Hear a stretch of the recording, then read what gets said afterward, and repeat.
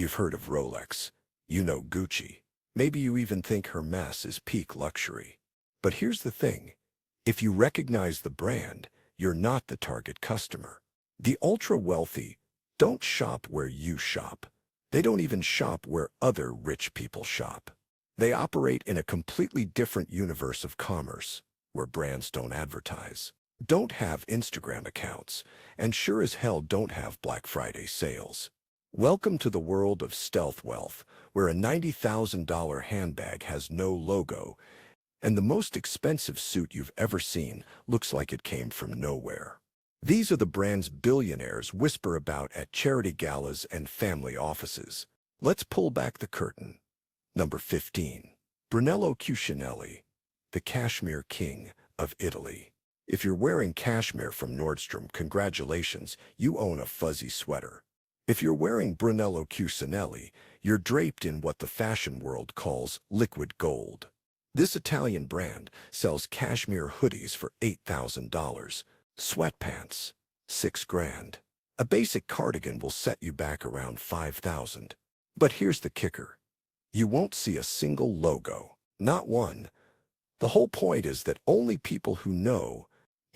Cucinelli himself lives in a restored 14th century village in Umbria, and he treats his workers like royalty. The brand operates on what he calls humanistic capitalism, which apparently means paying people well and charging everyone else a mortgage payment for a sweater. The clientele? Tech billionaires who want to look humble, hedge fund managers who summer in the Hamptons. People who describe their style as understated but own vacation homes on 3 continents. You'll never see this brand in a mall. You probably won't see it at all. That's the point. Number 14. Keaton. Suits that cost more than a car. Imagine paying $50,000 for a suit. Now imagine that's considered entry level. Welcome to Keaton, the Neapolitan tailoring house that makes clothing so expensive. They don't list prices publicly. Their K50 line, which stands for 50,000 euros, by the way, takes 50 hours of handwork per suit. The fabric, vicuña wool, which comes from a South American animal, rarer than your chances of affording this suit. Only about 20 K50 suits are made each year. And if you're lucky enough to get one, you still need to travel to Naples for fittings. Because of course you do. The company's philosophy is simple. If you have to ask the price, you can't afford it. And if you can afford it, you already know about Keaton. Number 13. Billionaire Couture. Yes, that's the actual name. Subtlety? Never heard of her. Billionaire Couture is what happens when Italian luxury stops pretending to be humble. Their jeans have Swarovski crystals. Their leather jackets cost $30,000. Everything screams wealth so loudly, it makes Gucci look like a thrift store. The brand was founded by Flavio Briatore, the former Formula One boss who's dated supermodels and collected libel lawsuits like Pokemon cards. The target market: oligarchs, oil magnates, people who gold-plate their superyachts and think that's classy. You won't find this in Beverly Hills, Dubai, and Moscow. Places where the word subtle means your Rolls-Royce is white instead of gold. The funny thing?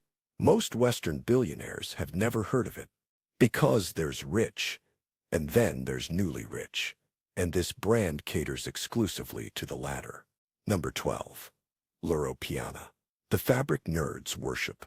If Brunello Cucinelli is stealth wealth, Loro Piana is invisible wealth. This Italian textile company has been around since 1924, and they've perfected the art of charging obscene amounts for clothing that looks aggressively normal. A simple polo shirt, $2,000. A rain jacket, $8,000. Baby cashmere socks that your toddler will outgrow in 3 months, $600. What makes Loro Piana special isn't flash. It's the fabric. They source vicuña from Peru, lotus flower silk from Myanmar, and cashmere from Mongolian goats that live at 15,000-foot altitudes. Because apparently, altitude affects cashmere quality. Who knew? The brand got so successful at being unknown that LVMH bought a majority stake for $2.6 billion. That's billion with a B. For a company most people have never heard of. The clientele includes European royalty, Silicon Valley CEOs, and people whose idea of casual Friday is a $4,000 sweater. Number 11. Stefano Ricci. Ties that cost more than your rent. How much would you pay for a necktie? 50 bucks? 100 if you're feeling fancy. Try $18,000. That's the price of a Stefano Ricci tie, encrusted with actual diamonds. Because why wouldn't you want sharp rocks near your jugular? This Florentine brand specializes in what they call pleated luxury. Silk, pleated by hand. Leather goods tooled by artisans, suits that start at $20,000 and climb faster than your anxiety at a job interview. The flagship store in Florence is essentially a palace, marble floors, ornate ceilings, sales associates who look at you like they're deciding if you're worthy. The brand's specialty? Crocodile and alligator leather everything. Shoes, bags, belts, wallets. If it can be made from an apex predator, Stefano Ricci has done it and charged enough to fund a nature preserve. The irony is not lost. Number 10. Sire Trudon. Candles for the 1%. You burn Yankee candles. The ultra-rich burned Sire Trudon, founded in 1643. This is the world's oldest candle maker. They supplied Versailles. Napoleon bought from them. And today, their candles cost up to $400 each for wax on a string. But these aren't just candles. They're hand-poured in Normandy using methods unchanged for centuries. The scents have names like Abbé Elkader and Ernesto, designed by the same perfumers who create fragrances for Dior and Chanel. The vessels are hand-blown glass that you're supposed to repurpose as decor once the candle's done, because heaven forbid you just throw it away. Who buys this? People who own penthouses in Manhattan and Chalice in Grostad.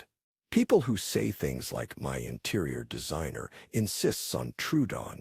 It's not about the candle. It's never about the candle.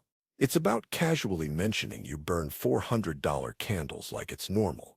Number 9. Hermès Petite Het. The brand within the brand. You know Hermès, the Birkin bag. The waiting list's longer than a biblical genealogy. But there's a secret line within Hermès that even most Hermès customers don't know about. It's called Petite H. This is where Hermès craftsmen take leftover materials from handbags, scarves, and leather goods and turn them into one-of-a-kind art pieces. We're talking ping-pong paddles made from saddle leather, boomerangs covered in silk, a set of dominoes in a crocodile case for $15,000. You know, normal stuff. There are only two Petite Edge boutiques in the world, Paris and New York. The items aren't displayed traditionally. They're scattered around like an art gallery designed by someone on mushrooms. Nothing has a price tag. If you want something, you ask, and then you faint. The genius? Hermès found a way to charge luxury prices for their scraps, and people fight over them because in the world of the ultra-rich, having something one-of-a-kind beats having something expensive, even if it's both. Number 8. Riva. Boats that are basically floating furniture. Forget yachts. We're talking about wooden speedboats handcrafted in Italy that cost more than most people's houses.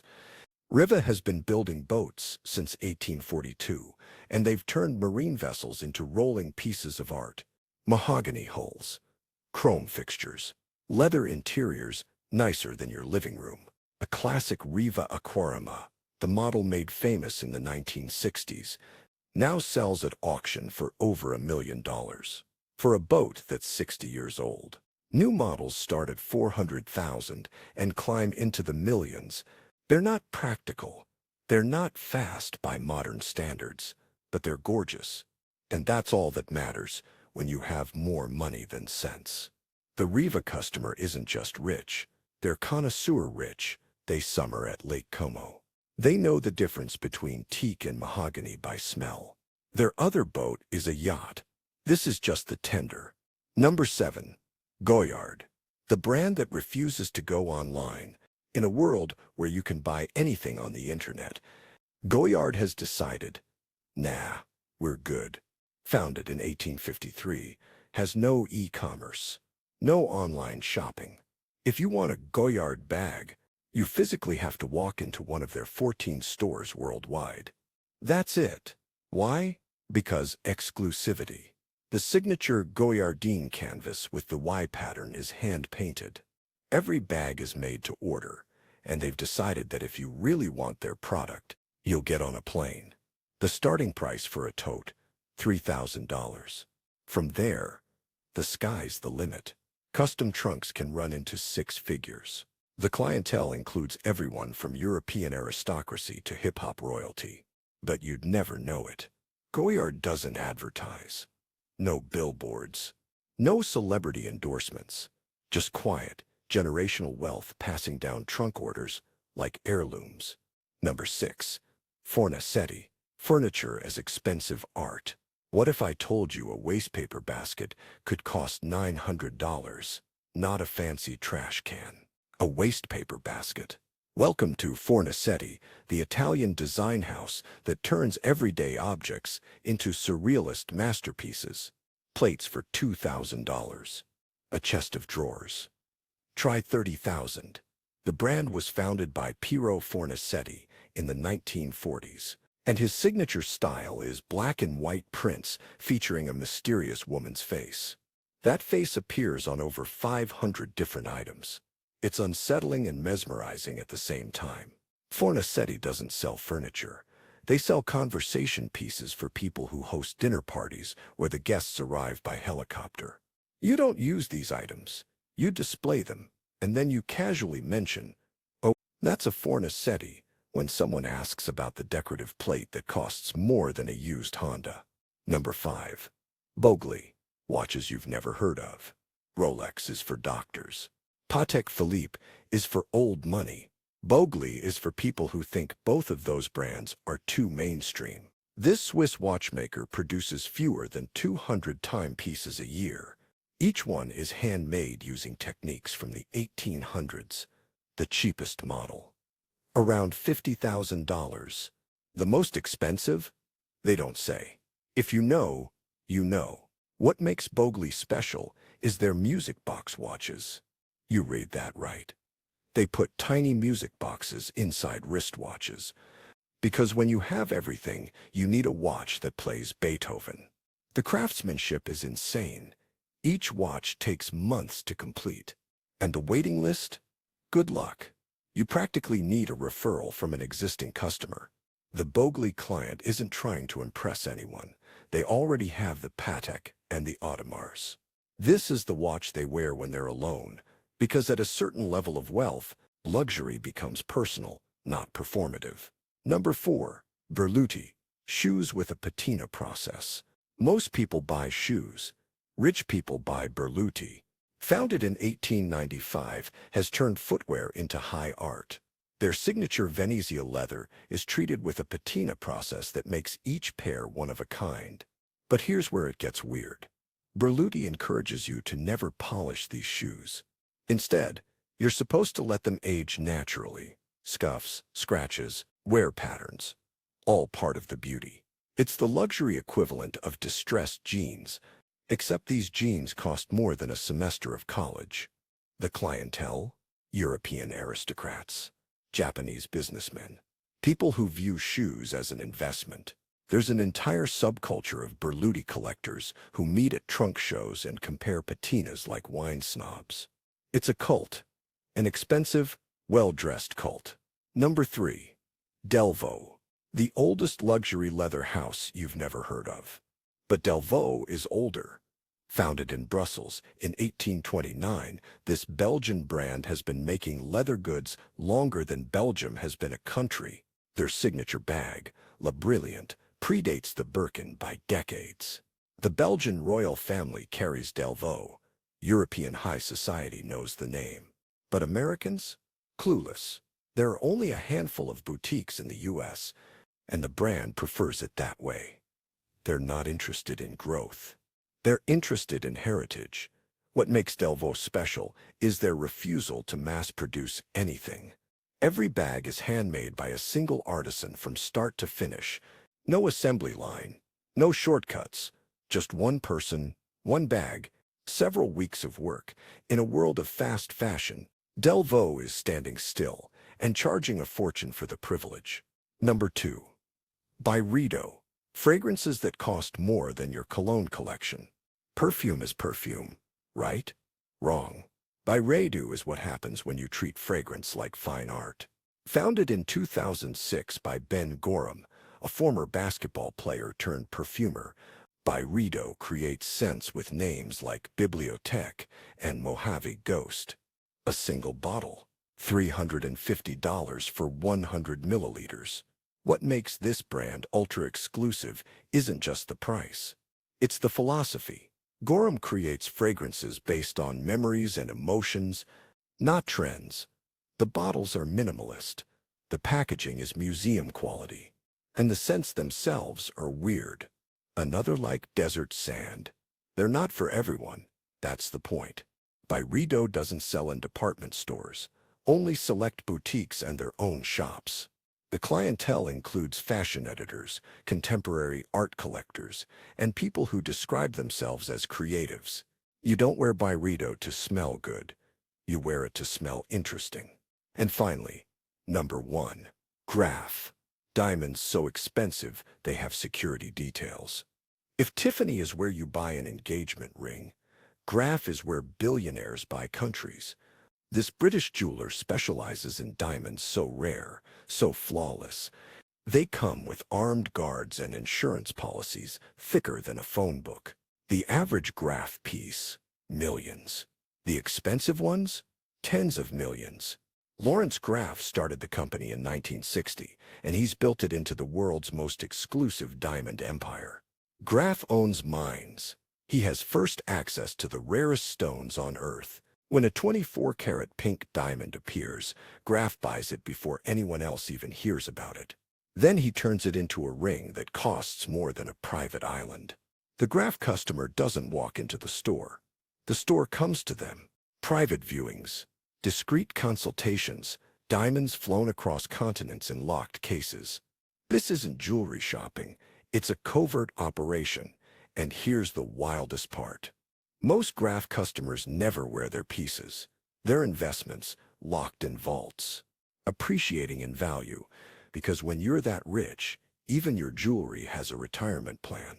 So there you have it, 15 brands operating in a stratosphere so high. Most of us need oxygen just to think about the prices. These aren't companies selling products.